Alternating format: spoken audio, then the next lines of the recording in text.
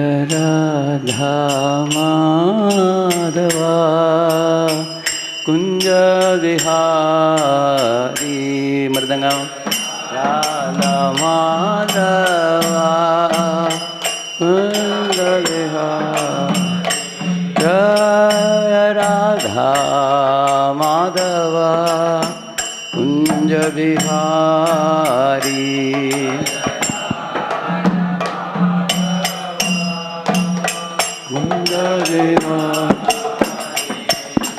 Gopi जनवल्लभा Girivardhari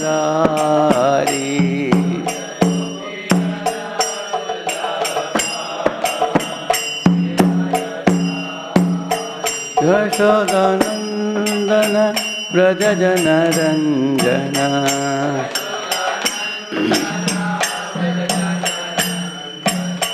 Yashodanandan Vraj जनरंजना Yamuna तीरावनचारी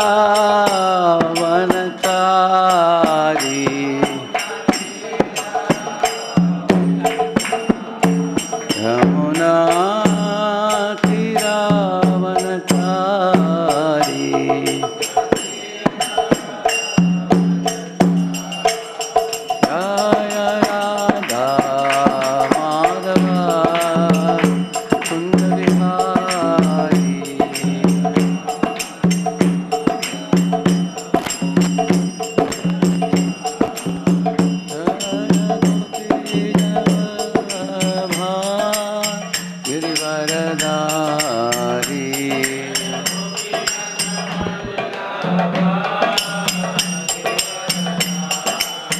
Yashodanandan Vraj Janaranjan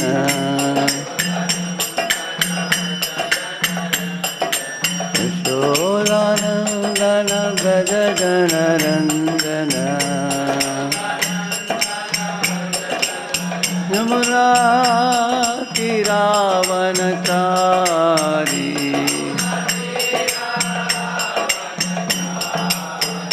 Hare Krishna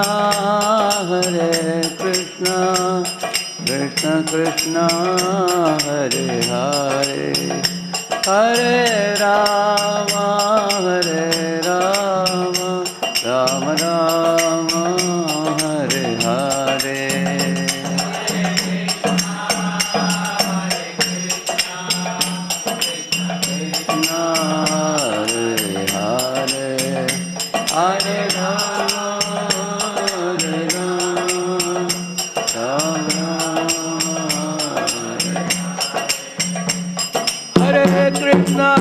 Krishna, Hare Krishna, Krishna Krishna, Hare Hare, Hare Rama, Rama Rama, Hare Hare.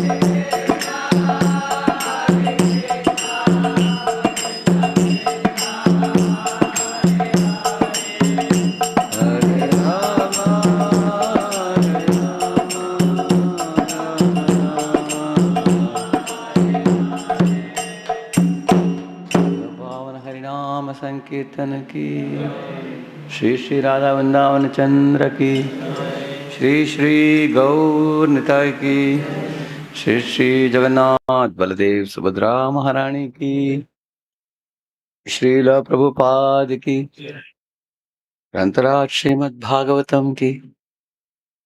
Why volume is very low? Volume is all right? Better? Hare Krishna, Krishna, it's a little better I think.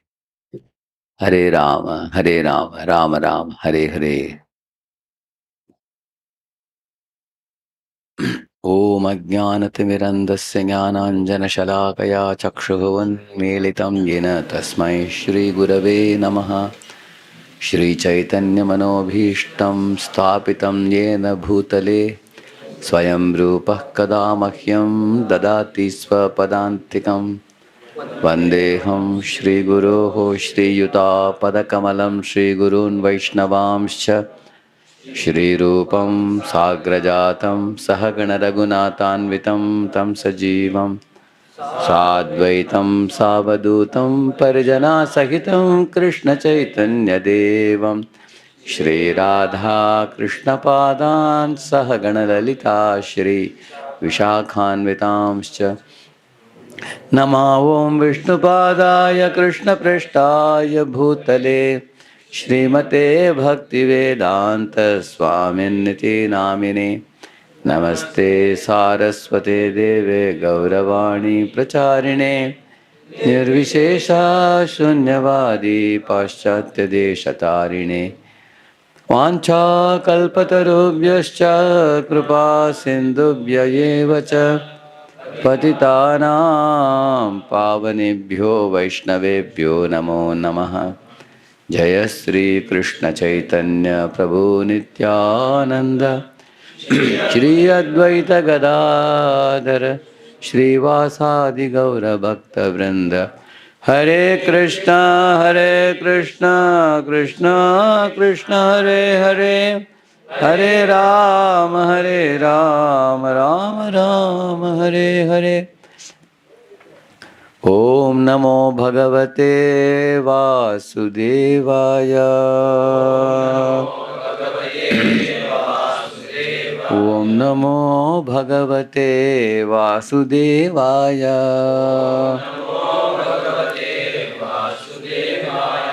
ओम नमो भगवते वासुदेवाय।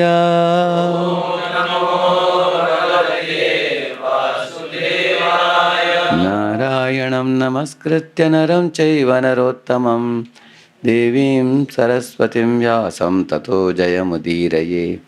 नष्टप्रायेषु भद्रेषु नित्यं भागवत सेवया भगवत्युत्तमश्लोके भक्तिर्भवति नैष्टिकी। कृष्णाय वासुदेवाय देवकी नन्दनाय च नन्दगोपकुमाराय गोविन्दाय नमो नमः।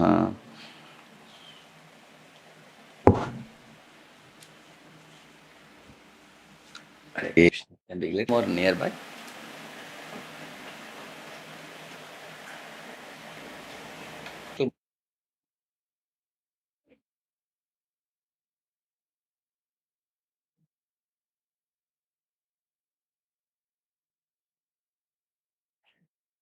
So,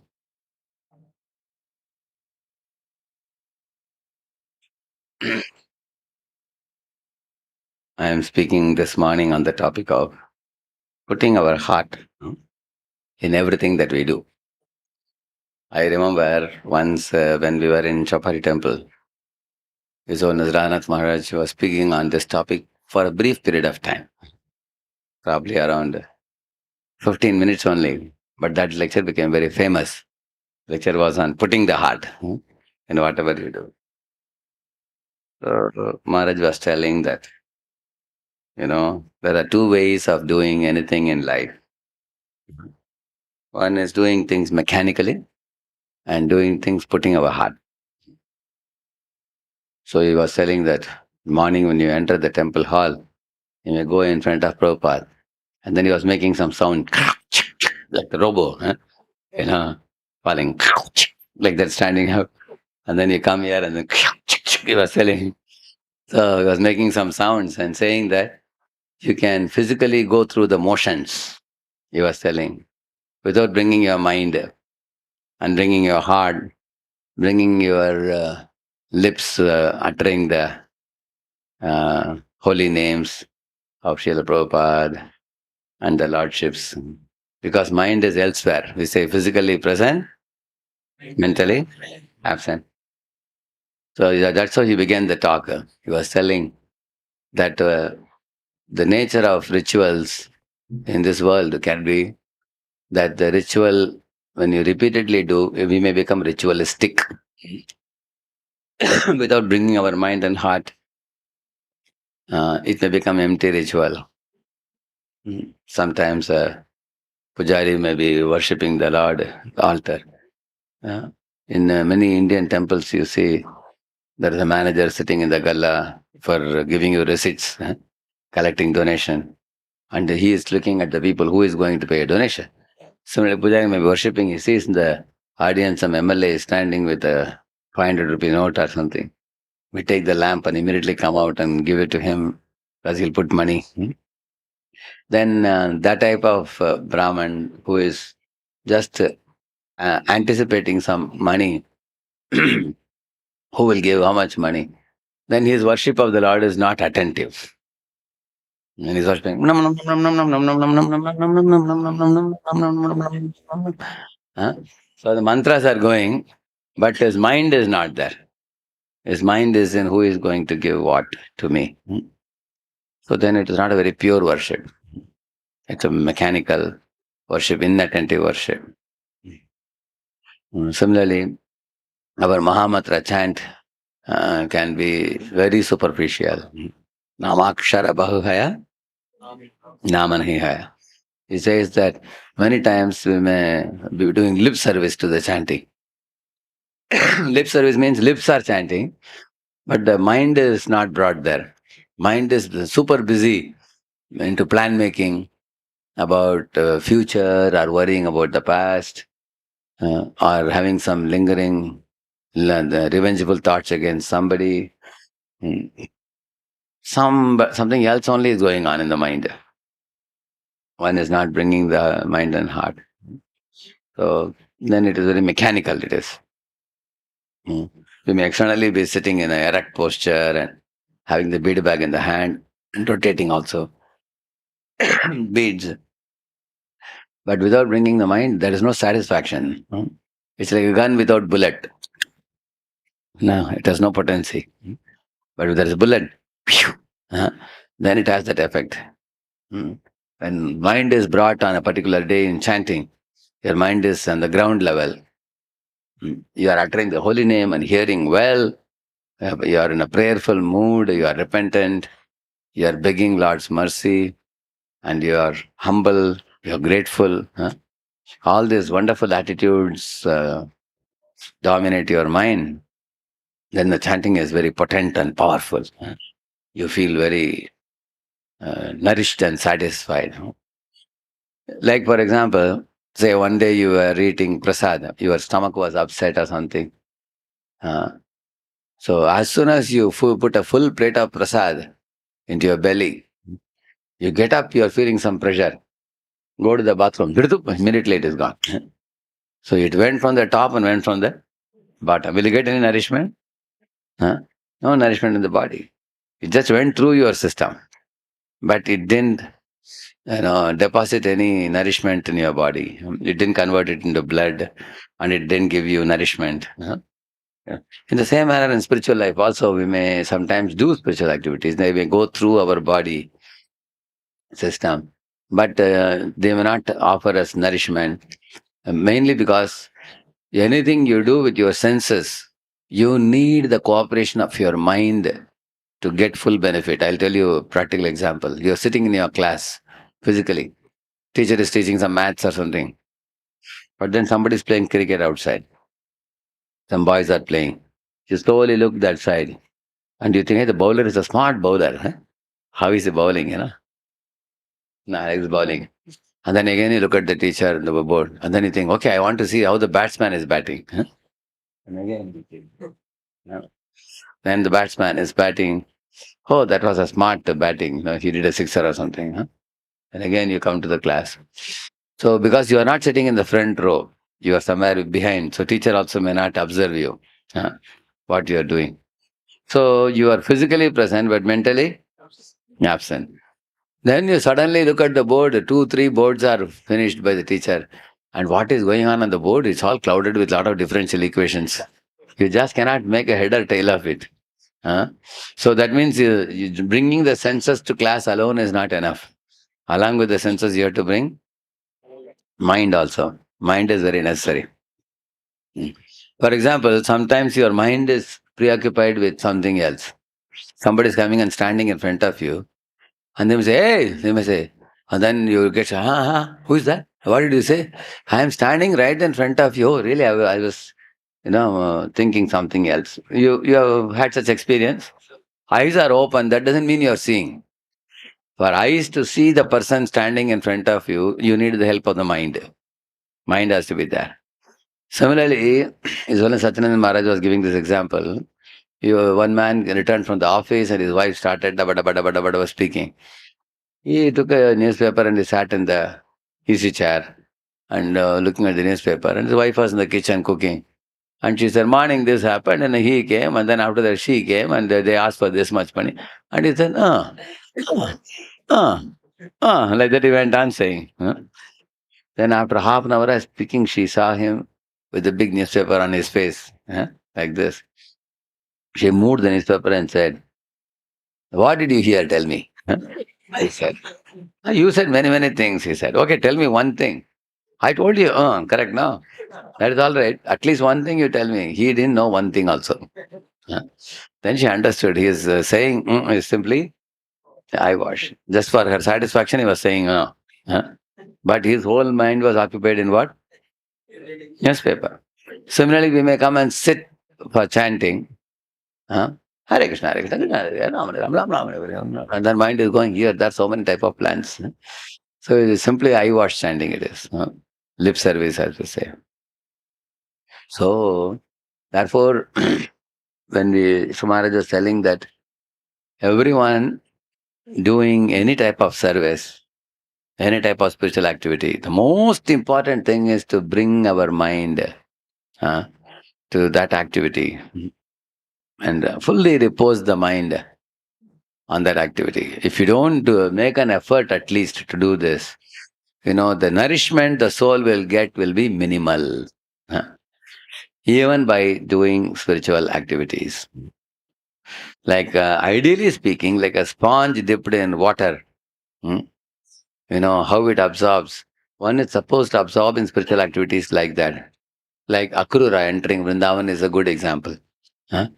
He is Kamsa's minister. He is driving a chariot, and he is going towards Vrindavan to bring Krishna Balram, which is actually the order of his king, bring Krishna Balram. So he is performing his duty. But his heart is given to Krishna. He's constantly meditating on, when I go to Vrindavan, I will meet Krishna and Balram, they'll be milking the cows. Krishna will be dressed in dazzling yellow and Balram will be dressed in bluish dhoti. When they look at me, those two bright personalities like sun and moon, they'll call me Uncle Akrura and my heart will, delight and joy. They will go and offer them obeisances and Krishna will pick me up and embrace me and all my sinful reactions will be washed away. And I am Kamsa's minister. Will Krishna recognize me, as his devotee? Will he be upset with me? And then he said, no, he cannot be upset with me because he's the same super soul residing in the heart of all jivas. He knows my pure intentions. He will see me lovingly as his devotee. He won't see me as his enemy. All this type of raging thoughts were dominating the mind of Akrura. That is how Akrura was traveling to Vrindavan. So the thoughts of my pure devotees dwell in me, and their actions are all devoted to me. Krishna says, isn't it? Mat chitta, mat gata prana, and their lives are fully devoted to me. Krishna says, the thoughts of my pure devotees dwell in me, and their lives are fully devoted to me. He says, mat gata prana. And they converse with one another about me. Bodhayanta parasparam, katayantascha, mam nityam, daily. Krishyanti cha ramanti cha, he says. They are completely satisfied by these conversations on devotional service, which means they have no material hankerings. They have no material taste. There are two tastes in this world: material taste, spiritual taste.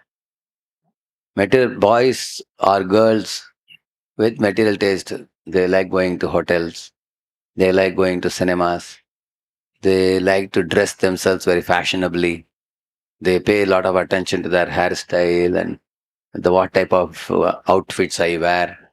If I wear this, what will people think of me? And what type of car I want, what type of job I want, what type of image I want to create in the public, how popular I want to be, what are my tastes, what type of food I get. These are all very important for people with material taste. and they have hankering for certain type of food, hankering for certain type of dresses, hankering for certain type of vehicles, hankering for certain type of prestige in society, you know, and are hankering to watch movies and go for parties and socialize with people, and they have self-importance. I am also somebody in the society. Yeah? So these are very important for people with gramya buddhi or material taste. But for a devotee of the Lord, these are things which go far away for him. He has a spiritual taste. And those with a spiritual taste, for them, you know, their mind always works like this. Is there something spiritual in this? So I will hear about the Lord, I will chant His holy names, I will take His darshan, uh, I will get associated with His sincere devotees, and I can get some opportunity for seva. Uh, so something that can help me to come one step closer to Krishna.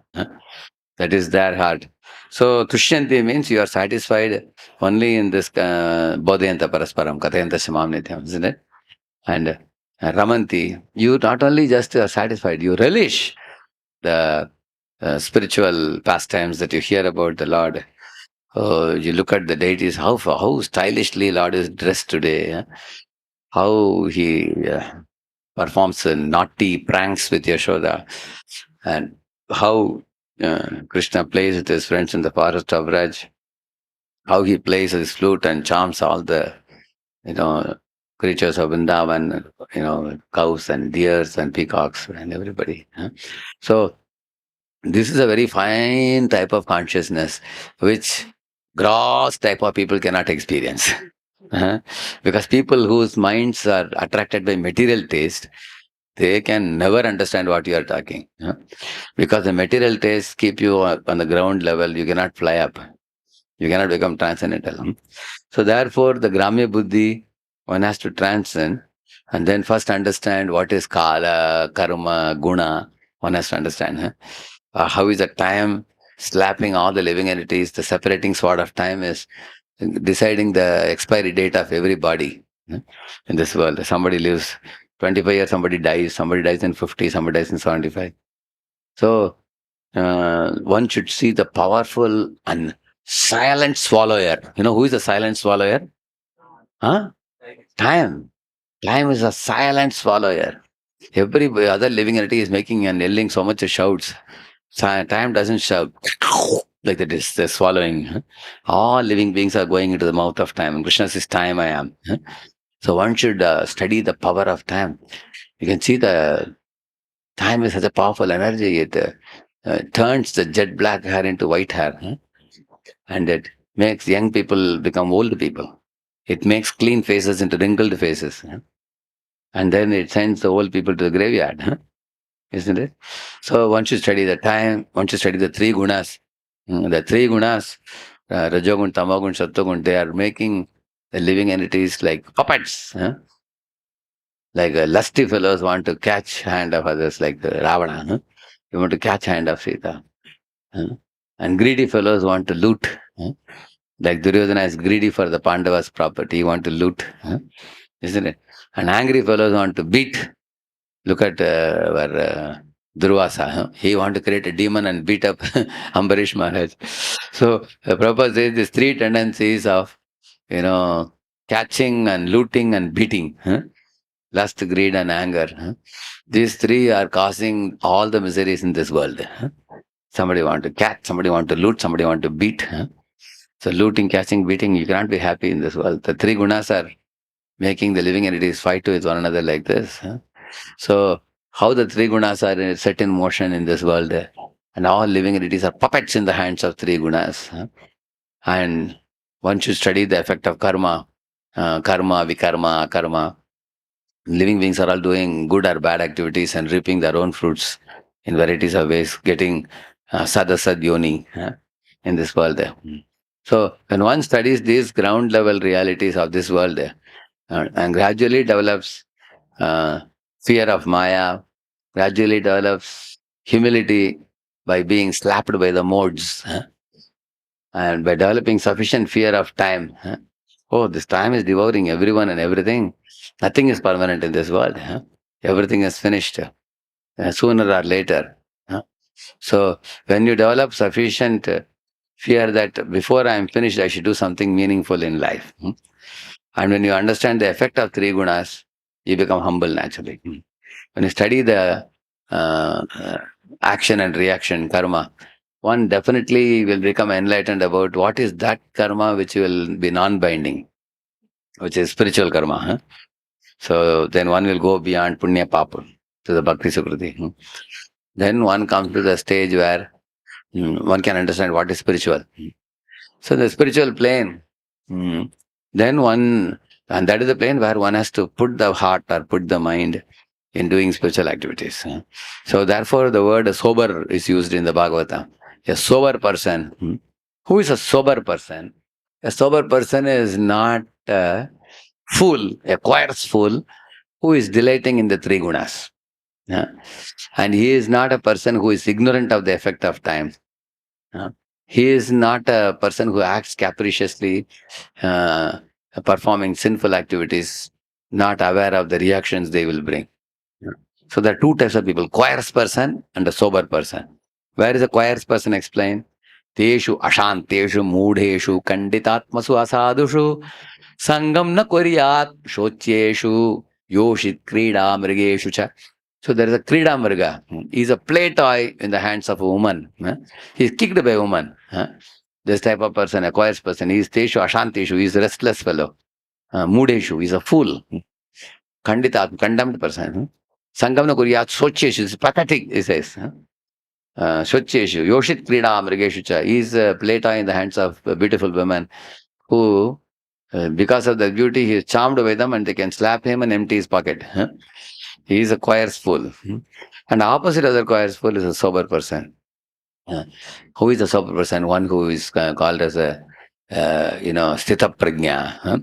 He says, Prajahati yada kaman sarvan parthamano gatan atmanyevatmana tushta sthita prajnas tadochyate dukkeshvaru dignamana sukheshu vigatasprihah vitaraga bhaya krodha sthitadhir muniruchyate na prahrishyet priyam prapya nodvijet prapya cha priyam sthira buddhirasam moodo brahmani brahmavid sthitah. So he has a sthira buddhi, he is a sthita dhi. Both are same meaning only. Sthira buddhi or sthita dhi. He has a fixed intelligence and the Supreme Lord is a vyavasayatmika buddhi he has. And he has given up the hankerings of the material enjoyment. So that means first come to a point of becoming a sober person. So how do you achieve that? The four regulative principles. You follow the four regulative principles strictly and chant the holy names, we come to a stable platform. And then we become sober in all the activities we do. Recently I was in Bangladesh. For a week I had gone for a trip to Bangladesh. One observation I made that the Bangladeshi devotees are born in that land where hundreds of thousands of pure devotees are born. If you see in Lord Chaitanya Mahaprabhu's Leela, Lord Chaitanya appeared in Navadvip, but many other pure devotees, followers of Chaitanya Mahaprabhu appeared in Bangladesh. You will see that land. So therefore, once we had gone for a yatra with His Holiness Indrandra Maharaj and His Holiness Radhanath Maharaj, we went 20 brahmacharis around Bangladesh. We went to all the holy places where, like Keturi Gram, we have Nartamadas Thakur, like that many places. Benapole we visited also. Like that many places we visited. So this time I was in Chattogram, which is called Chittagong, they call it. So we had a 3-day for leaders and 3-day for the other art of counseling course I did. So one observation I made in the mornings in the temple, the pujari who was worshipping the Lord, and later on another pujari was worshipping Prabhupada, extremely attentive. The kind of worship they do with agarbatti and with the lamp, and the person who is bringing the flower after that, he brings the flower and stands. He gives to this flower very respectfully. Every person he gives because he knows it is offered to the Lord. It should be given respectfully. And the person who is after that, the scent they bring, no, in a cotton, yeah. And he also offers it very respectfully. Yeah?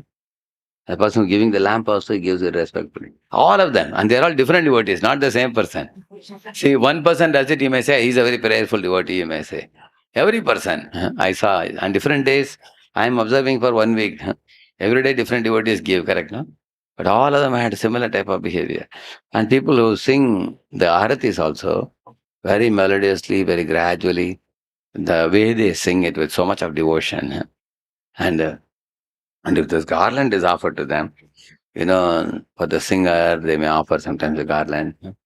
They offer with great respect and they receive with great respect. I observed that. And they're offering obeisances and they're praying to the Lord.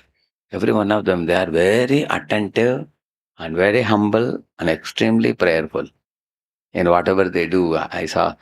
So these people are able to benefit from that spiritual association very much. And when I had arrived there, just arrived, there was a big roaring kirtan. People came and put garland and everything. We went to the temple hall. They gave the arti plate I offered to the Lord, and then I spoke to them for a few minutes. Arrival lecture, I spoke to them. Everybody was attentive. They are receiving of the saintly people and worshipping of the Lord and giving that paraphernalia of the sacred items. So I feel that in India, many times when we do, this may be lacking. Like I find somebody is giving here this thing, what do you call it? This cotton. Yeah, you can come here, I'll show how he gives. No? He is saying, like that, I said, like that it doesn't, it goes like, you know, that's all I need. And the person giving lamps, like that he gives lamps, It's supposed to be done, supposed to be given or something like that. Actually, there is no prayerful mood in that. Because actually, when you are giving sacred items, depending on how sacred you consider it, that much respectfully you are going to give it. Like, for example, prasad also. Once I remember, some devotee had brought a Balaji prasad to Govardhaneko village. My special master was sitting in that Radha Damodar temple in GV. And then 8-10 devotees sat. And we all sat around. So somebody brought the Balaji laddu and said, Maharaj, I want to give you some Balaji prasad. And Maharaj respectfully accepted a little bit. And he prayed like this. And he said, although this is not my eating time, still Shastra says when prasad comes, we should not deny it. So I will take little. And then he said, thank you, you have given me the remembrance of Lord Balaji by giving me his prasad. He was telling. Now, try to think about it. If anybody thinks they brought Balaji prasad, bring one laddu here. We may eat the laddu. And I don't know how much we may remember Balaji. We may say Balaji or Vittal makes no difference. Laddu is wonderful. Vittal laddu is also there, Balaji laddu is also there, correct? So, actually the prasadam is supposed to remind us of Lord. But oftentimes the purpose for which prasadam is given is often forgotten. So, therefore, it should be, so why we accept very little? At least when you accept little, you're not going to get a very big gratification when you take little. But at least you can turn your attention to Lord. Okay, remember the beautiful form of Balaji, how difficult it is to get his darshan. And the Lord's Mahaprasada has come to me. So one can accept it like that. So when Mahaprabhu is eating prasad, he is saying, Yayisha Krishna aswadilo, Henosha kaswadane, Krishna prema aise mane, Sayi preme koro. So and then he's saying, Jada buddhi parihari, he's saying, give up your materialistic consciousness. Jada buddhi parihari, give up your materialistic consciousness, because materialistic consciousness makes things mechanical. And with spiritual consciousness, approach this prasadam, he's saying. Prasada bhojana kari, hari hari bala sarva jana. All of you, when you sit for prasad, chant, hari hari, you chant. And then remembering that this is Krishna's mercy, which has taken on the form of prasad. And then, oh, my dear Lord Krishna, you are so kind.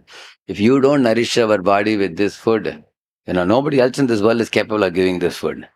And you are not only nourishing our body with the food, you are also depositing your mercy in this food and giving us. So the food will nourish the body, but the mercy within that prasadam will nourish the soul. So there's a double advantage. And these people in the world can neither nourish your body nor your soul, because eatable nobody can give. Only Krishna can give, correct, no? So one should gratefully take that prasad. That is actually putting the heart when you are eating prasad. Yeah. So there is putting heart in everything that we do in spiritual life. When one is chanting the holy name, one should put the heart. Like there was one monk, one sage, who was sitting in the outskirts of a village, which was touching the forest. Under a tree, on the ground, he was sitting. He just put a deer skin, and he was sitting on that and closing his eyes. He was chanting. So it was becoming a twilight time. When the sun was about to set, one young lady passed by, and she came running. And the sage thought, why is she coming running to me here?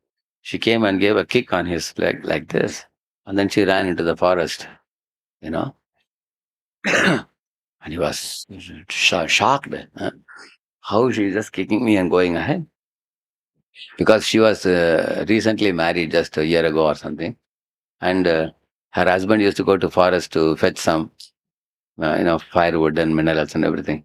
So because it was becoming almost close to 6:37, she was worried that the dark night, the ferocious animals start coming out, like cheetah, bear and tiger and all that. So because she was worried about her husband's safety, she was she was in tears, weeping and running to the forest, calling out. And then very soon the husband was already carrying the log of wood and he was coming back. And then they both were coming back. So within another 20 minutes or so, they were returning back. And the husband looked at the sage sitting under the tree. He told his wife, "Oh, it seems some saint is here." And then she said, "Oh, yeah, let's offer obeisances." They both offered obeisances. So the sage looked at both of them and told her, "So, while going, you gave me a kick and went. While coming back, you're offering obeisances. What kind of behavior is this?" Like that, the sage asked her. She said, What are you saying?"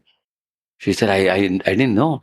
Actually, when I was going to the forest, I was so much thinking of my husband and I was worried whether he'll be safe or not. Uh, I was running fast. Probably by mistake, I kicked you or something like that. And in case I did so, we are very, very sorry. Please forgive us, she was telling. And the sage said, Okay. You have overlooked it. It's all right. And then they both went away, offered repeated obeisances, and they went after that. So then after they went away, the sage was thinking one thought in his mind. He said, she was so absorbed in thought of her husband that she didn't even know that she kicked me. But I was not so absorbed in my chanting, due to which I took this little offense very seriously. So just as she thought of her Swami, her Nata, fully, like that I should have been absorbed in the remembrance of my master, who is Krishna. If I was absorbed, this external stimuli would not have affected me. I became affected by some small insult. A saintly person should go beyond honor and dishonor. I took it very seriously because I am particular about some unnecessary external detail, and I'm missing out on something which is far more important, which is absorption in the Lord. Because I didn't put my heart in my chanting. That was his conclusion. I didn't put my heart. Because those who are absorbed in chanting, they don't care even if there is some little insult. Say, for example, you went for a Microsoft interview, which is at 5 o'clock. Went at 4:30, and there is a man who is organizing all the people who come for the interview, and he sort of spoke to you a little harshly or something. He's working. I mean, he's a man employed by Microsoft. आप इधर मत बैठो, उधर जाकर बैठो, समझता नहीं, ये हम ऑफिस के लोगों के लिए है, अब इंटरव्यू के लिए एक एक बुलाएंगे, अभी उधर जाकर बैठो. Some people speak like that. You've seen that? Huh? They don't say, sir, can you please sit there? Politely, they don't say. They say, ah, इधर क्या बैठ गए? ये कंपनी वालों के लिए आप लोग उधर बैठो. He says, will you take that very seriously? Why you will not take seriously? Because you have nothing to do with that peon, yeah, or secretary or somebody. Because the door will be opened and one by one you are going to be called for the interview. So if you are taking his words very seriously and you become little angry with him and then you pick up a quarrel, your mental state will be spoiled. And once your mental state is spoiled, when you go for the interview inside, he may bring out that mental attitude in the interview. Is it good? Then your interview is going to be flop for nothing, for such a small encounter. So you have to keep your spirit very positive and very cheerful and humble. So you go and give a very good interview, you get the job. Correct, no? So you will be very particular that I don't allow my mental state to be negativized by somebody. Because if you make it negative, that's going to affect your performance. Similarly, our morning chanting is our performance for the Lord. It's Lord's pleasure. We should not allow it to become negative by external stimuli. There are so many external stimuli will come. Somebody is insulting, somebody is praising, somebody is giving pleasure, somebody is giving pain. Somebody, said one thing, somebody else said another thing. If I'm going to take those things seriously, it's like fighting with a peon. What a cheap thing it is, isn't it? You fought with the peon. And the peon goes inside and says, "Ye jhagda kar raha hai aadmi." Samajhta nahi. Like that, if he goes and tells his boss, and boss immediately will black mark your name. He will say that if he's fighting with the peon today, tomorrow he may fight with us also. Correct, no? So therefore, while being, well, if you want to put your heart, we have to practice to live in this world in a renounced temperament. Hmm? Living with a renounced temperament means you can be in this world, but you should not be of this world. Huh? How to do that? Example is Vidura. Vidura was living in the palace. He was never attached to palace. Vidura was living in the palace, but he knew that anytime he will have to quit that place because the Dhritarashtra is not listening to his good instruction. And Duryodhana is a sinful wretch. He is headlong going in the direction of vicious activities. Many saintly persons come and speak there, but nobody pays any heed to them. It's Asat Sabha, consisting of four dushtas, Shakuni, Dushasan, Duryodhan, Karna, all these people. Although there are noble souls like Bhishma, Pitamaha, and Dronacharya and all, the whole Sabha is political palace it is. And he thought that right now I am by will of providence placed here. But anytime I will have to quit this place. And then when Duryodhana one day sharply rebuked him, saying that this man, Vidura, our uncle, he eats our salt, but always favors Pandavas. Throw him out of the palace, only with his life at. When he was said that, he kept his bow, and against the door. You keep the bow like this on the door, which means you are not going to fight the battle. You are going to give up that. So you gave it up.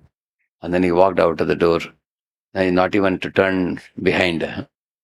And then he went on a pilgrimage. He said, this is no place for a gentleman. He left the place. So that Prabhupada writes, Vidura lived in a renounced temperament. Renounced temperament means, for example, you go to somebody else's house. You know that you are in that place only for a few hours. It's not your own house. The things in somebody else's house doesn't belong to you. You have gone there, you will talk to them for a few minutes, and then you will leave that place. Similarly, material world, we have come, we'll be here for some time, we have to quit this place. So those people who live in a renounced temperament, they have a very good chance of absorbing in spiritual thoughts. And those people who very much identify with the material world and they have material consciousness, they tend to become absorbed in matter too much. Like I told you in the beginning, they are attracted to movies, they're attracted to parties, they're attracted to their Facebook account, they're attracted to their Instagram account, and I have posted my photos, my activities. I got so many likes, and I have so many following, and I have this type of job, and I have this type of thing. So you are too much absorbed in matter. Then small problems will cause big anxieties for you. you know, because you're identifying too much with the material world. And the spiritual absorption will be difficult because we may do spiritual activities externally, but heart doesn't sink in them because we identify with the material world too much, external world. So one has to, like I told you many things. I told you about the Bangladesh devotees, how they are respectful and prayerful in performing the spiritual activities. That type of respectful, prayerful approach, like Krishna says, Tesham Satata Yuktanam Bhajatam Priti Purvakam. Then he says, Dadame Buddhi Yogam Tam Yena Mama Payantite. He doesn't give that buddhi very easily. For whom he gives, super soul is very alert. Now, super soul is standing next to you, very carefully looking at you. Really want me? You really want Krishna or you want something else? If you want something else, he provides you facility for those things. He gives you sadyoni, asadyoni, so that you can enjoy the material pleasures which are born of the three gunas, if that's what you want to enjoy. He gives you smriti, jnanam, and apohanam. So most living entities want which one out of the three? They want smriti, jnanam, or apohanam. What they want? Huh? They want apohanam. They tell suppose, oh, please don't disturb me. I want to enjoy life. Okay, then Prabhupada says the super soul is not happy seeing one living entity wanting to become a pig and eating, living in the ditch, eating stool. Lord is not very happy. But the living entity insists, I want at any cost. Like sometimes children you will see, Mama, I want a cocoa chocolate. And mom saying, hey, it's not good for you, beta, you will spoil your teeth. Mom, no, you seen that video? We saw it once. Is that correct, no? Waving the hands and legs, Mama, papa. And like that, he makes too much a scene. All other people are seeing also. Then the Lord thinks, hey, this Jiva is so adamant. Okay, chalo, leke jao. Like that she gives. So sometimes Super Soul reluctantly gives you bodies and facilities to enjoy when the Jiva becomes very adamant. Jiva, Lord knows he is going to suffer, but he is begging for suffering. Just give me suffering I want. Okay, take suffering and see what it is yourself. He gives. So, but the other two, Jnanam and Matta, Smriti and Jnanam. So for those who want Smriti of the Lord is ready to give Smriti. So he brings you to association. And then when you are still serious, then he provides Jnanam. He says, okay, you wanted remembrance, here is the opportunity for you. Come and stay in a student center where you get prasad, you get darshan, you get kirtan, you get japa, holy name, you get books. Now I am providing you all these facilities. Now would you like to pick up these things? A, B, C, D, E? Are you ready to pick up? And you are ready to give up the dirty things, meat eating, gambling, intoxication, illicit sex, all that. Mm. So when you are ready, then he provides you more and more knowledge. Dadami buddhi yogam tam yena mam piyantite. So in this way, the more a person understands and is willing to make the right choices, Lord is actually ready to elevate us from a ground, the material platform to the spiritual platform. So cultivating a renounced temperament is one thing. Another thing, like I told you, Tesham Satata Yuktanam. Satata means Krishna consciousness is a moment after moment choice. Like at every moment, you should make Krishna conscious choice. Like for example, at this moment, Krishna Maya, both are there. Choose Krishna. And then you go a little distance. Krishna Maya, again you choose Krishna. Again, Krishna Maya, again you choose Krishna. Correct or not? So how many of you understand this in your life? Moment after moment, both are presenting themselves. You observed, correct? Yeah. Like you go into the Radha Vrindavan temple, God, and Vrindavan is beautifully decorated. You are seeing him. Suddenly one girl stands in the front with the long hair and taking darshan. One college going girl very stylishly, she is moving. Immediately our eyes goes to that. She is looking from behind. Oh, her long hair looks very beautiful. Mind says, what is this? This is Maya, isn't it? So here you turn to Vrindavan I don't want to see this beauty. This is false beauty. What beauty is there in a hair? One hair comes in your food, will you like it? And here there is so much hair. Isn't it? Then why should you be attracted to that? And what is there in a hair? Is it living thing or dead thing? Dead thing. Why are you attracted to that dead thing? That is Maya, correct, no? So immediately turn attention to Vrindavan again. Oh Lord, save me, save me, save me. Then you offer obeisances. Yeah. And then you come out. when you walk. So then you start talking. Some boy comes and talks, and then our temple is very beautiful. The kirtan was very nice. You are telling. And that boy starts saying something about his material achievements, material life. And, uh, and then he talks about the company, he talks about college, and he talks about the political situation, talks about this party, that party. Immediately understand, my lord, again Maya is coming in the form of political talks. Huh? Yeah. He's saying BJP, Congress, so many talks he's talking. Huh? Or somebody is bringing about this thing, that thing, sports. Because new boys generally tend to talk so many other things also, correct? Then you think, oh, okay, okay. Now let us bring the talk. We are in which campus? Temple campus. At least in temple campus, let us keep our talks something spiritual. Huh? You try to bring him. Then you say, okay, you are talking about politics. Let me tell you about Rajarshi, what the Vedas say. So you may bring him back to the Krishna. Huh? So you have to always keep choosing Krishna Maya, Krishna Maya. Both are presenting themselves to you. You have to make a choice at every moment. So that's why he's saying, Tesham Satata Yogdana. And Bhajatam Priti Purvakam. When you're doing devotional activities, one should do it with love. Actually, you all will understand this point very easily. Say you go to a shop to purchase some commodity. How the shopkeeper welcomes you. Like Gandhi says, customer is God. He says, when a customer comes to your shop, you fold the palm and say, Sir, namaste, please come. Please take your seat. Would you like to buy something? What do you want? Correct, no? You ask him, and then he's asking for something, and then you show him, sir, there are 4 varieties, and this is cost is this is which one do you want? Oh, you want that kind of specification? Although we don't have it, we can actually arrange it for you. Do you have some time? In a couple of days, we can get it for you. So if he is respecting you, by the way he talks to you, gives you a seat to sit, he asks you, would you like to have a cup of water or something? Uh, and then you give this thing, and then he gives you a bill, and thank you, sir. You're most welcome. Please keep coming in. So you had a good experience in the shop.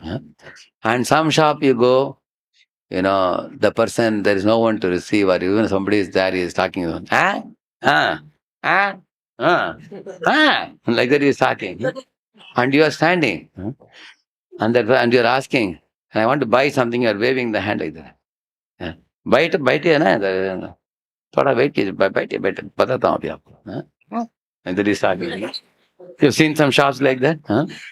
He doesn't care a fig for you, huh? After putting the phone down, then he's asking you, बोले क्या चाहिए आपको? अच्छा, वो अभी नहीं मिलेगा आपको, और टाइम लगेगा अभी.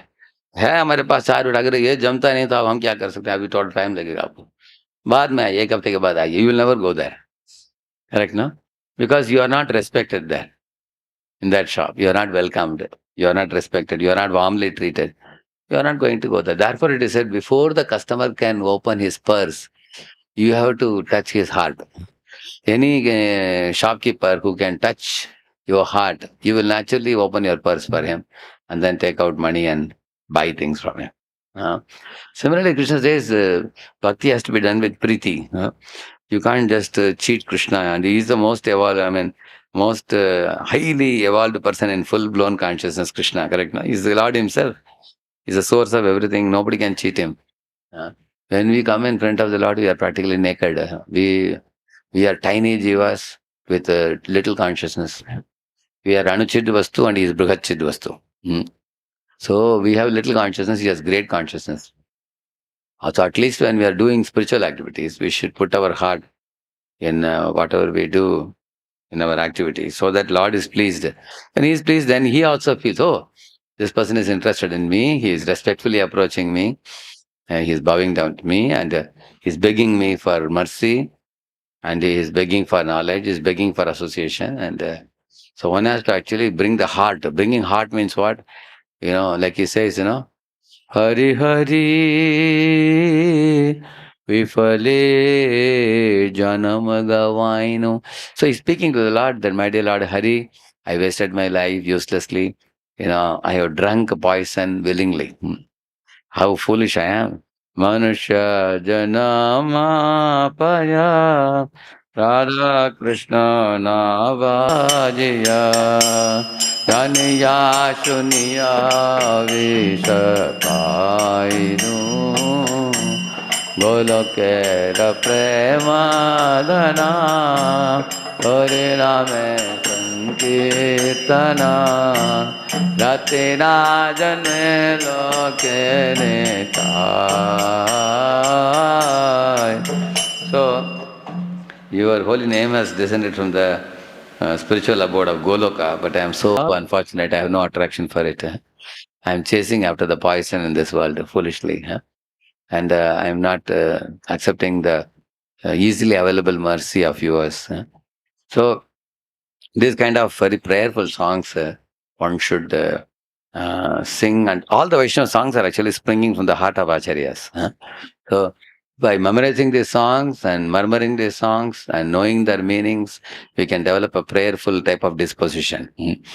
And understanding Krishna as the supreme absolute, and the prayers offered by acharyas and pure devotees.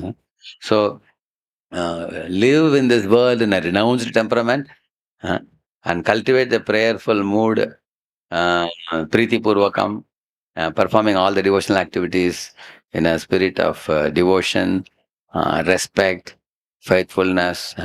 So one should do those activities. And one last thing I want to show here is the cultural aspect.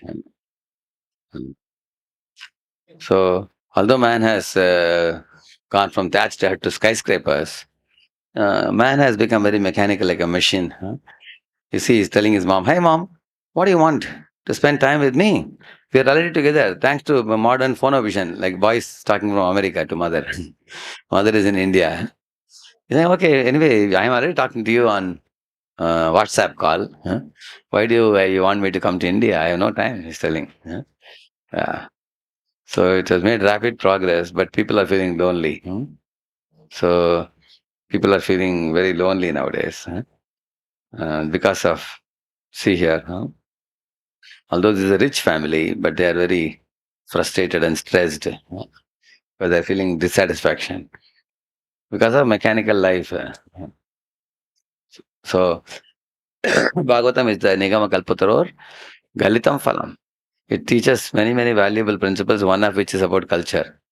Uh, see, when Krishna is leaving Dwaraka, see, Krishna is taking leave, but his sister is sitting on the extreme end, who is Subhadra. Next to Subhadra is Gandhari with closed eyes. Next to Gandhari is Kunti. Hmm. And then other five Pandava brothers are sitting. And Dhritarashtra is also sitting. Now Krishna is so observant, attentive. He saw that my sister is very morose. Why is she morose? Anybody knows? Abhimanyu passed away in the battle. So her head is down, and so Krishna took notice of that. So he decided to stay back. See, Krishna resided at Hastinapura for a few months to pacify his relatives and please his own sister Subhadra. He thought that if I am available here, I can sit with her and talk to her, and she will feel some pacification. So he is so super sensitive to the emotions of his devotees. See, Vedic culture is deeply personal culture, being centered around Krishna. He respects the feelings of his devotees. So many others could have pacified Subhadra and Yudhishthir, but Krishna personally stayed back out of affection. He knows I am brother, so my support will be good for. So he stayed back. Similarly, this is Arjuna. So when Arjuna Yudhishthir requested him to stay back, he stayed also. So in Vedic civilization, all actions are based on mood of seva with full consideration of others' feelings. See, this is a lady who is a fruit, the flower seller. Look at her two daughters. They look super confident, you see, and they are so jolly. Previously, we saw another family. You look at this family here. We saw, no? And look at this family. They're rich people, but they are so in relationship and happiness. They are very poor. Correct, no? On the other hand, you look at this family. She is happy, and look at her two children. They may not have money in their pocket, but they're very happy because the relationships and welfare of others is more important than economic and material advancement. Look at this Rajasthani mother. She is feeding the cows and the cows are coming and standing outside her house. Whereas look at that modern girl, lady, sitting with a laptop there, you see? Huh? And the cow is eating plastic covers. There is so much of clashes in society. When sense gratification becomes a motive, everybody is on the race, rat race. Yeah, there's no time for loving exchanges. His husband is telling the wife, "Oh, honey, I will be late today also. Got to finish this project." Everybody is into finishing the project. Huh? Get a good career, better grades. I want to prove myself. Huh? Everybody is selfishly thinking about whom? Huh? Themselves, oneself only. They don't think about others at all. They just stamp on others' cheeks, you see here. Huh? The older brother in the family feels great responsibility for other siblings. Younger sister is treated as good as one's daughter. So that's why Krishna decided to stay back for Subhadra's sake. Modern societies lack such deep feelings of commitment. See, in Maharashtra also, if some boy is going out of the home, Ami yeto, they will say. Correct, no? Ami jato, they won't say. If you say jato, mother will say, sit down now, don't go now. If you say Ami jato, you may go and get some accident or something. Correct, no? Yeto means I'm coming. So you say I'm coming and you go out. Correct, no? If you say I'm yeto and then you go out, which means you are definitely going to come back. So these are all cultural aspects. Huh? And also, when devotees are going out of Puri to Mayapur, they will never go without telling Chaitanya Mahaprabhu. Huh? They will go and offer obeisances to the deities, Jagannath, Bala, Subhadra. Then they'll go and meet Lord Chaitanya and say that I am going for 1 month to Navadvip, offer obeisances, and then any news you want to give to Sachimata or anybody like that, and then they'll take and go. Nowadays, this culture is totally gone. Everybody is going anytime, coming anytime. There is no culture of. So that's why he's saying here, modern societies lack deep feelings of commitment and responsibility between family members and within community. Look at this couple, how they are sitting. Huh? She is saying, I am worried about my career, she's saying. And husband is saying, I am frustrated about my career. Huh? And the poor child in between, you see. No one to take care. Huh? So the lady who is making some item in the grinder, huh? She has a smile on her face because she is in a mood of sacrifice, huh? For her family members. On the other hand, this lady says, I can't cook anything at home. I let my husband eat in the hotel. Why? Because I got to go to gym. And she is sweating in the gym. Both are sweating. That village lady and the city woman both are sweating. But one is sweating in service, another one is sweating for gratifying the body. Correct, no? I want to keep my body fit. I'll go for a treadmill. Nowadays, boys, girls, America also, I saw many places. The boys, girls are running. Is it treadmill? They work out. They call it as a workout. Huh? Workout, workout, workout. They want to shape up the body, keep slim and look smart. Everything. Everybody is, I me mind centered. But look at that lady, village ladies, even at 90, they are strong. You've seen that? Because this grinder, when we were small kids, we saw this grinder, you cannot even move the stone. Huh? Mothers move it. They are so strong actually. Yeah, this is like polishing the cage culture, modern culture. Uh, when Lord Krishna asked permission to depart, Maharaj Yudhishthir, was there. Krishna came in front of him and offered namaskar to Yudhishthir. And Yudhishthir picked up Krishna and he embraced him. And then Krishna boarded the chariot. Yudhishthir is elder to Krishna, no? So Krishna offered him obeisances. And Krishna clasped the hand of Arjuna. And then Krishna accepted obeisances from Nakul Sahadev. Yeah. And then customs and rituals were so designed to touch the heart to create an atmosphere saturated with heartfelt exchanges. See, the offering obeisances that increases respect, affection, trust between the devotees. Like Krishna is washing the feet of Sudama, feeding him prasad, massaging his feet, and things like that. See, the servant maids are watching from behind the pillar. Kim manena katam punyam avadutena bhikshuna, they're saying, hey, what punya this thin Brahman, poor Brahman has done, because of which our Dwarkadish is washing his feet. Amazing. Long live Krishna, like that they were saying. So, Krishna amazed everybody by his service attitude towards the Brahmins who came. So recently, one lady was chosen as MLA.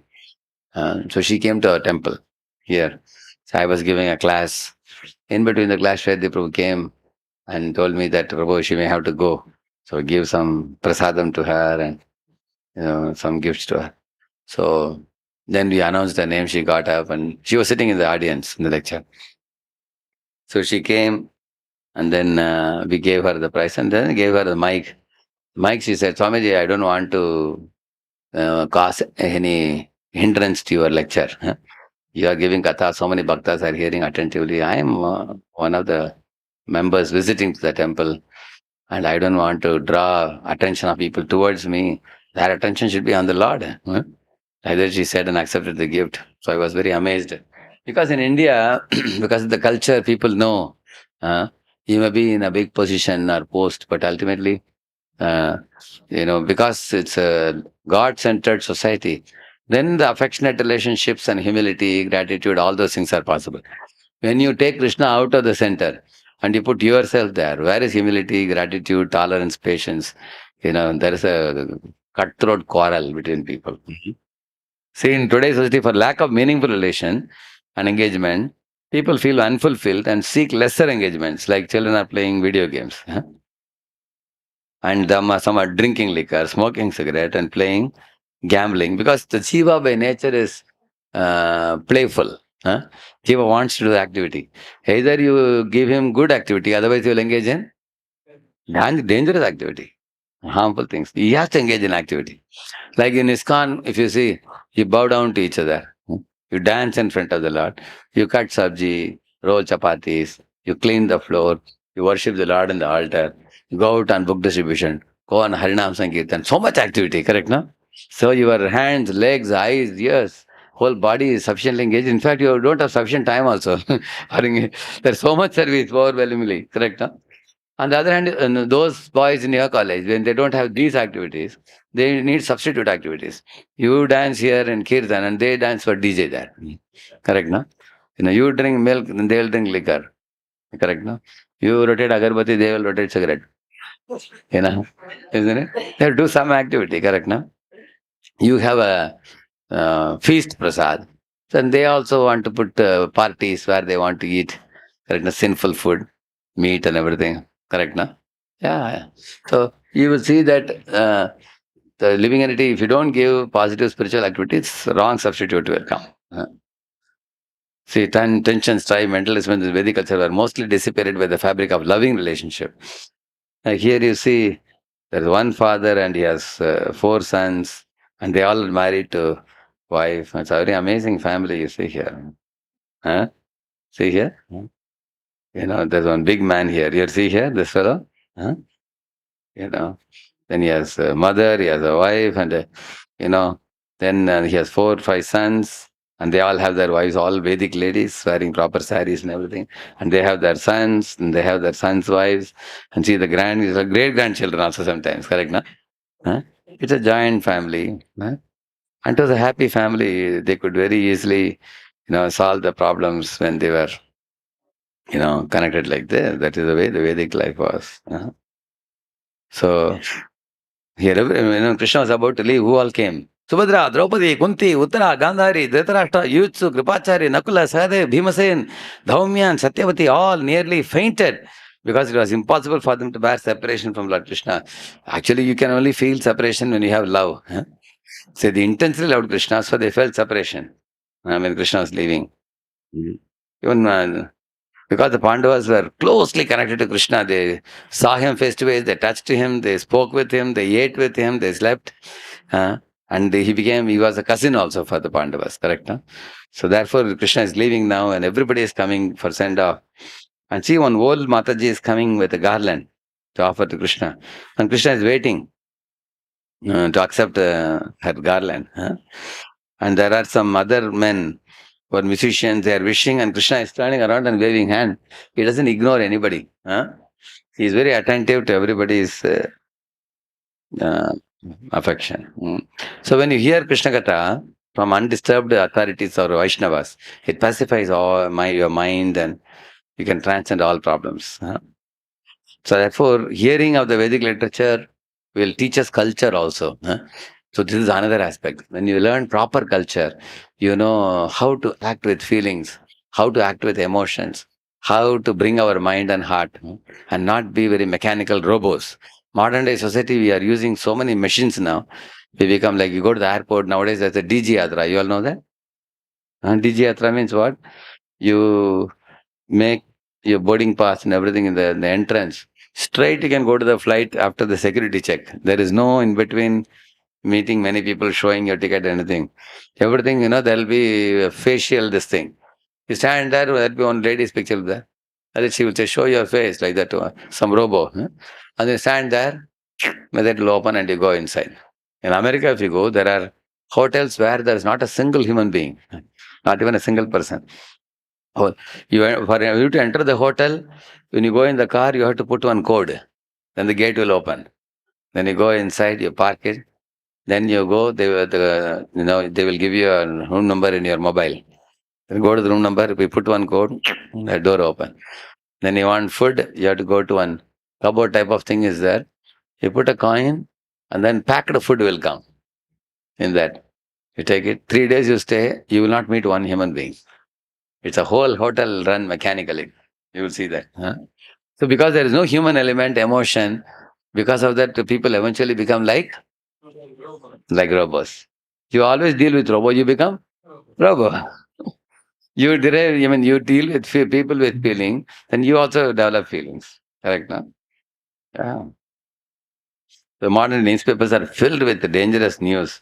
Robbery is put firm out of business and public outraged and violence, all these things. But then there is nothing to pacify the disturbed mind. They breaking news, they break your head and then go away. No malambating.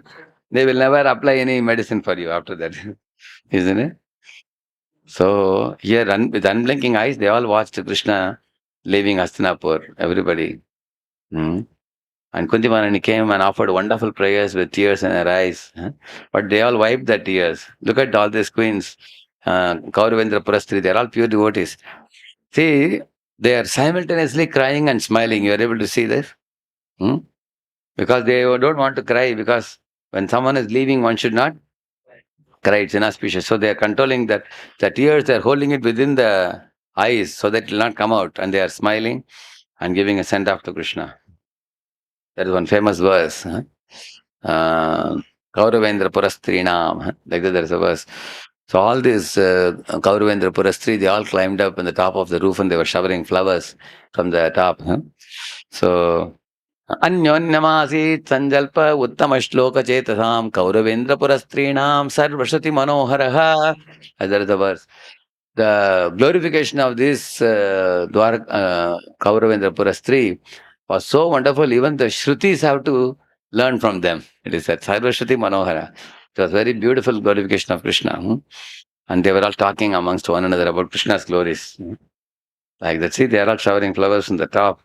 Krishna Balram are walking. So in this way, they are giving send off to Krishna Balram. So then the culture of the woman is shown. How women were respected. Women were at the top and men were below. Because if women are below, men are at the top, they will be looking at women. Correct, no? Because for a man, eyes are weak. But if men are down, women are at the top. For women, eyes are not weak. So they are not fascinated by man's form. So they can be at the top. See how Vedic culture is so scientific. You can see. They are showering flowers upon Krishna Balram. So in this way, they have the shyness of the opposite sex is glorified, Prabhupada. Now, modern times, like here, this lady, rich lady, is employing a young boy to bring her food and everything, and this interaction is going to cause some problem. It's like butter coming close to fire. Whereas Vedic life, you only bring them together in marriage or something like that. Otherwise, man, woman, they don't come together. You You see, even great Vishwamitra and other people are fascinated by women. They fall down. See, modern boys and girls are mixing like this. All impressing game. Boys want to impress girls and girls want to show off to boys how. So therefore, they live like cats and dogs. When women have shyness, that increases their beauty. And women are, see, Yashoda and Rohini are sitting with Krishna Balaram in the cart. In the front and back, men were carrying bow and arrow. Huh? And in between the bullock carts, who was sitting, can you say? The women, children, and old people. They were in the bullock carts. They were sandwiched between, you know, covered men who were carrying bows and arrows on either side. Why did they do that?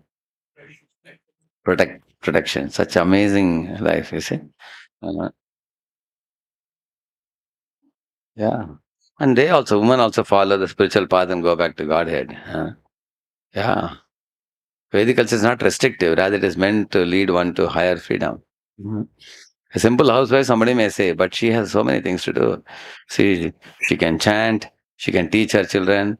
How much she can busily do so many activities, preaching and everything. Yeah. Otherwise, modern day society is minimizing women and spoiling women's good reputation with billboards and everything. And see, women are carrying child on their chair, by putting a belt around their body, and they have to take a dog with them for protection. And office boss is throwing a rocket, the woman. And women, when they become boss in a team, they have to shout also. Or sometimes in the family also. Both man, woman are working, both will be shouting. And the children are having no peace. So this is modern day scenario. Mhm. Women are respected as mother. Vedic education is not for just degrees, but for building character. Yeah, we see all women as, matra paradaresha. So these are culture. Don't touch other people's money and treat others as you want to be treated. Uh, oh, this much is good enough. This was the main thing, cultural aspect. So I told you about if you improve in your culture of behaving with feelings and emotions and not be like a robot, and that is also going to help you in behaving with emotions and feelings towards the Lord. Uh, Otherwise, in some homes, they are more or less living like robots. Some homes, even in India, it has become like that nowadays. Brother, sister, mother, but they just come and do their own thing and go. Sister says, I'm going to movie with my friends. I'm going to party with my friends. And brother says, I am going. They don't have much interaction also nowadays because it's becoming machine-like nowadays. Uh, so that is cultivate proper culture. Another thing I told you, cultivate renounce temperament from the material absorption. Uh, like Akrura, I was telling you. Another thing I told you, Priti Purvakam. Bhajatam Priti Purvakam. That means do things prayerfully and respectfully. Just like I told you the example of shops, sometimes the customers are welcomed. So if you are welcoming Krishna into your life, then Krishna will take you seriously. So cultivate a prayerful mood, respect mood like the Bangladesh devotees I told you. So in this way, these are some of the tips by which we can give up mechanical behavior and adopt the behavior of putting our heart in everything we do. Shri Prabhupada ki. I have to rush back because we are in the midst of one CCT camp in the temple. So still we came. Well, I can take one question and then we can leave. So we'll give the mic there. Thank you. About chanting, like it should not be just lip service, but we should put our heart. Guruji, when I chant in morning, so in between I need to go to wake up devotees. But when I Guruji saw sometimes a particular devotee, he doesn't come for chanting. So then I again goes to see. Call him. Then I see he's sleeping. Yeah. So that time it really disturbs in chanting. So I can't then. So chant with what you Guruji. should think? This devotee probably got late at night yesterday. That is why he is asleep now. So allow him to sleep. And then later on, in the daytime, you meet him and ask him, Prabhu, I came twice to wake you up, but you were too tired, you were sleeping. What time you slept at night? Did you sleep at 12 o'clock or 1 o'clock yesterday? Was there some assignment or something? So you got probably very late at night. And or you slept on time, but you couldn't get up. You slept more than 8 hours, and sometimes it happens. Then you write Mahamantra in the day, submit it before the end of the day, correct? No? So, or maybe he was sick or feverish or something. So you have to find out, evaluate the reason for that. Correct, no? So in case you feel that it disturbs your chanting and every day in going in between, huh? So I would suggest you one thing. When you begin chanting, 4 rounds you finish at a stretch. Bhaktivinoda Thakur says the 4 rounds is called one kanti, we call it. So 4, 4, 4, 4. Totally 16 is 4, 4. 4 kantis. So one kanti you finish. Then go and just go for a round and check it. And that's all. After that you come back. That's good enough. And then other people who got absent, you can talk to them during the day.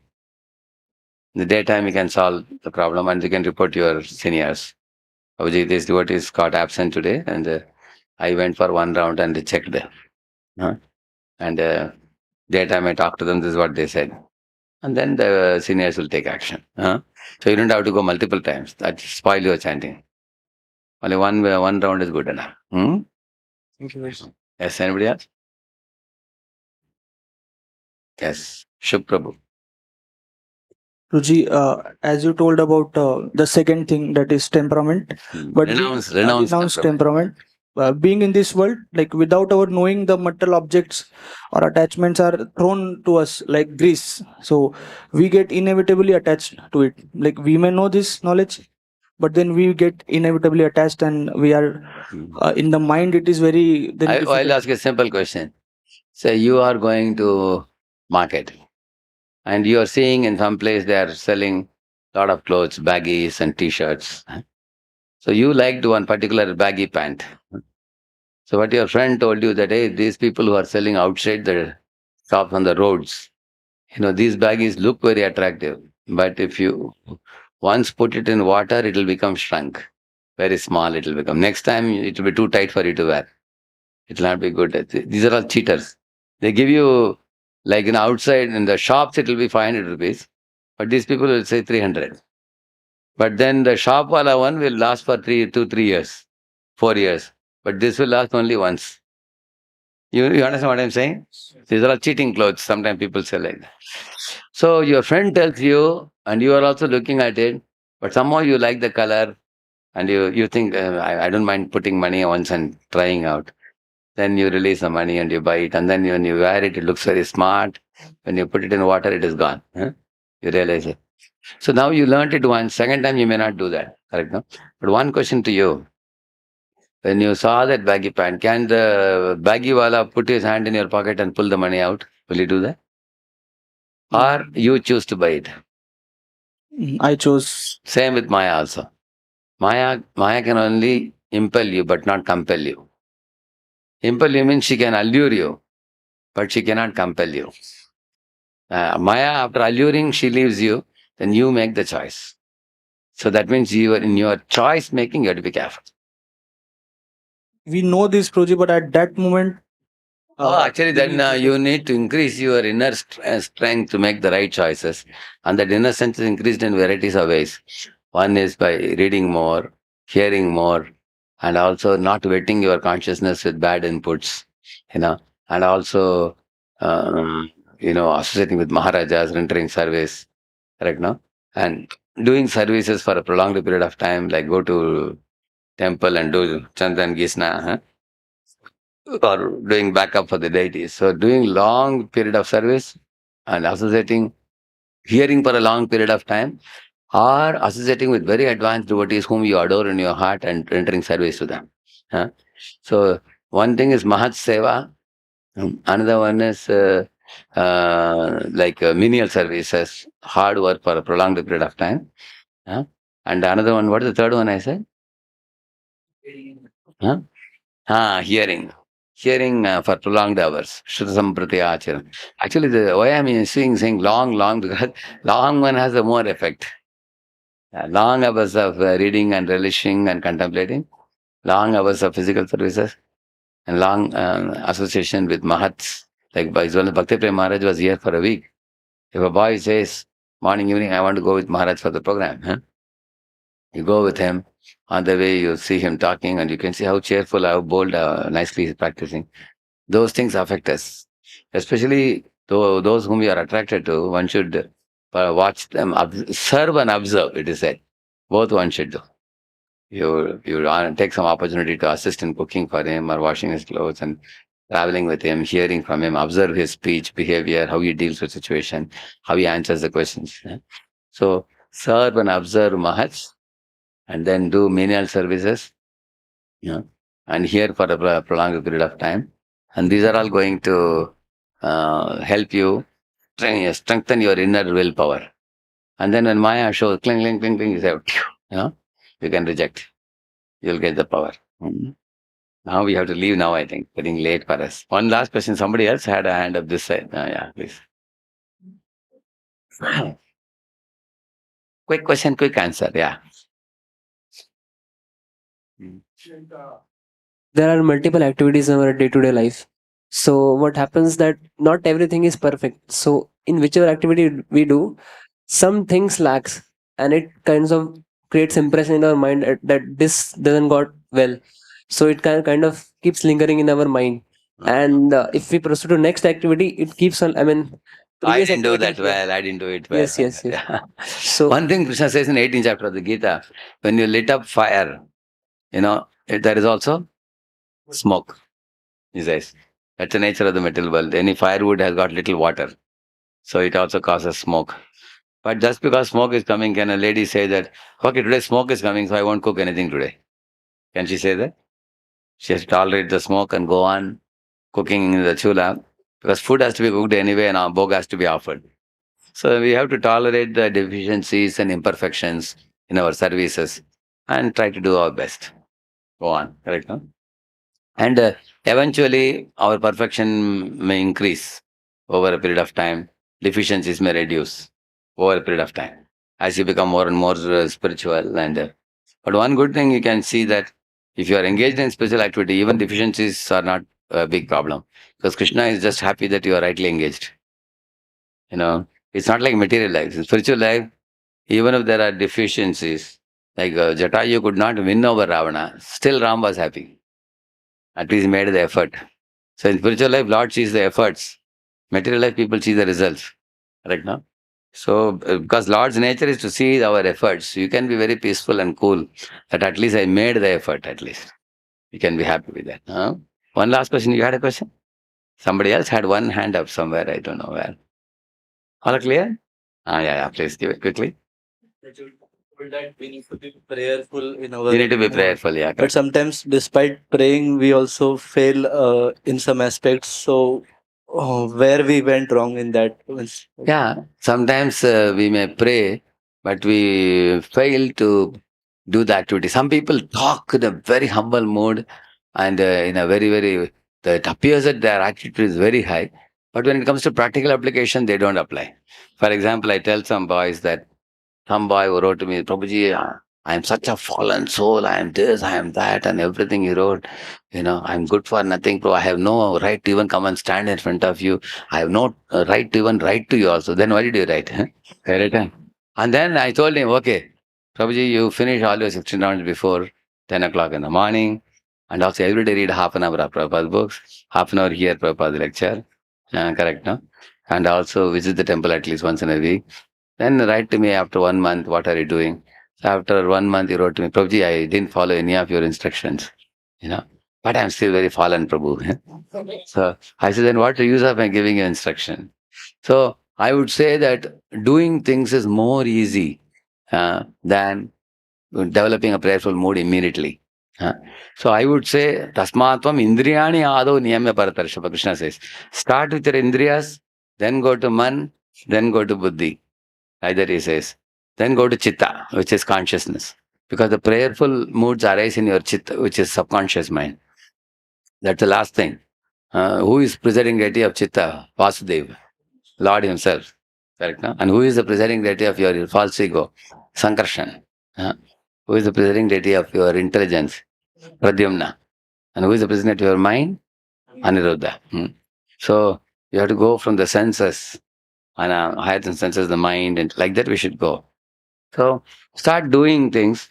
One last thing I want to tell all of you, even though you know this subject of putting heart, in case you found yourself being a bit mechanical, don't get disheartened or discouraged. Hey, what is this I am doing mechanically? Some people become overly discouraged also. Huh? So it's not that every day you do every spiritual activity, you will get a great feeling immediately. Huh? Because we are conditioned souls and we have been in material world for millions and millions and millions of years. Huh? So that is why suddenly we cannot manifest our spiritual fully blossomed nature. Huh? So we are slowly progressing. So whether it is coming out mechanically or whether it is coming out with full-blown consciousness, keep doing. One thing in my personal life I am super confident is I am doing right things in right association. That is what you have to be confident. Huh? I am doing the right thing is the pure devotion service. And we are staying in right association. And we are doing it for the right personality, the Supreme Lord, and in right Guru Parampara, coming from such acharyas like Prabhupada. So that should give you confidence. Even though there may be deficiencies in our efforts to perform. Sometimes we are proper and other days we are not proper. But we are in the right road. Some days the car we are driving slow, other times we are able to drive fast. But the road is correct, destination is correct. Our GSP, what do you call that? GPS. GPS. GPS is giving you direction, compass you have nothing to worry. You're rightly situated. Keep going. But while keep going, it is better for us to learn these things which will improve our travel. Correct, no? That's why we are learning them. Shri Prabhupada ki, Garbhakta Vrinda ki. Hare